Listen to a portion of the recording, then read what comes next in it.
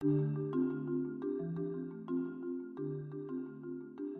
everybody. I'm Christopher Lowell. Now, in my last podcast called Introvert, I talked about how social media turned what was once considered a very silent majority into the most powerful collective voice for positive change the world will probably ever know. A force that will finally help redefine what quality of life will actually look like. It's so exciting. It's not just social media that's given over half the population's introverts a brand new center of influence and voice.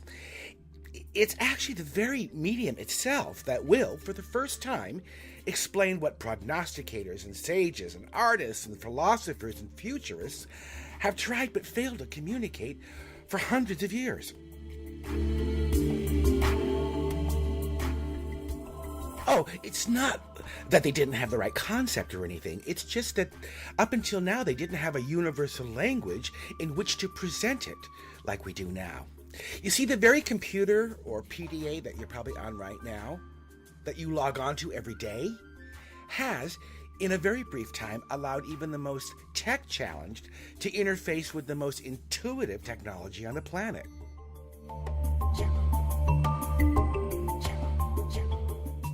Of course, there was a learning curve, and I'm sure if you were like me, you probably got lost in the bowels of cyberspace, but then you learned a little bit more.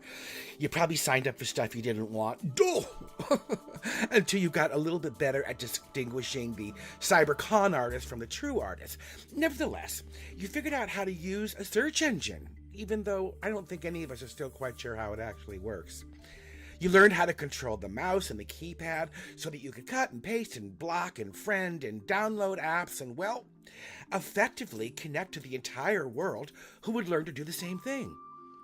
In fact, I think all of us today would have had probably a heart attack if it all suddenly disappeared. But you know, there was a time when we didn't trust this technology at all. We did not trust what has now become second nature and systemic in our everyday lives. Do you know what a hard sell the first laptop was? Oh my. In those days, the public perception was the bigger the computer, the more trustworthy. I know, right?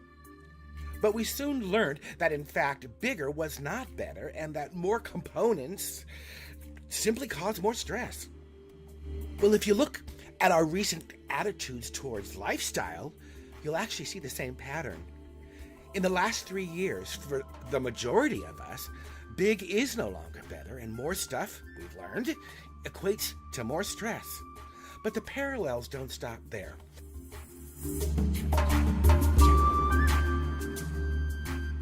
The reason why an entire planet adapted so quickly to portable devices in only a time span of 3 short years is because the technology was so amazingly intuitive. Well, it should be, because it was designed by us to parallel our instinctive behavior. Yeah, that's right. See, we tend to think of like 20 geeks in cubicles coding numbers, but in fact, before they could even begin doing their jobs, some of the world's most brilliant minds, a consortium of leading artists and visionaries and philosophers from all over the globe, had a hand in developing the very technology you now take for granted. The reason why it works so seamlessly is that they understood the human creative process. They understood that it was our innate creativity that bound us together, even though we ourselves didn't even know it. They understood that creativity often defies logic, and that much of what we do that employs individual creativity every day is far more automatic than we'd ever suspected. They understood that creativity was the universal language, not the math. If that were the case, only a handful of people would ever be able to use the technology they set out to create. And in fact, at the start, only engineers could use it. Even the language they use appealed to our natural human characteristics. They didn't call it Primary Program 614 Interface. They simply called it preference. Those who would build the databases, they didn't call their browsers Mega Info Retrieval Code Analyzer Interfaces. No.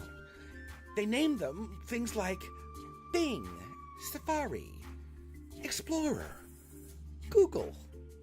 They understood that if we overthought anything they created, it wouldn't work. Which is why, even today, about 14% of laptop users still prefer keyboards and still carry Blackberries. Look, there will always be those who can't shut their minds off long enough to go with the natural human rhythm and flow of the creativity we all possess. Oh, I can hear those eyeballs rolling. I'm not creative. Sorry, if you're listening to this podcast, honey, you are. You just confuse creativity, possessed by all, with talent, possessed by, let's face it, relatively few. Nevertheless, every human on the planet, without exception, comes here with it. Without it, we couldn't survive. It's stamped into our internal motherboard as the most important part of the human programming. The fact that we ignore it or let it run on automatic pilot, relegating it to doing stupid stuff like driving a car, getting dressed, and feeding ourselves, has nothing to do with the power of this extraordinary program.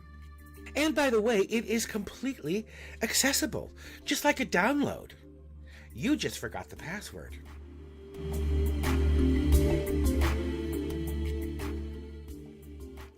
Creativity is the skeleton key that unlocks the preferences of who we individually are, just as the discovery of DNA has unlocked how we really function.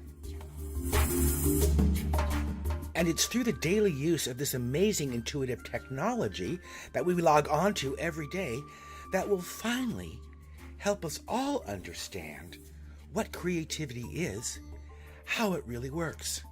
Very exciting. This is a bigger subject, so I will continue this conversation in the following podcast, What is Creativity?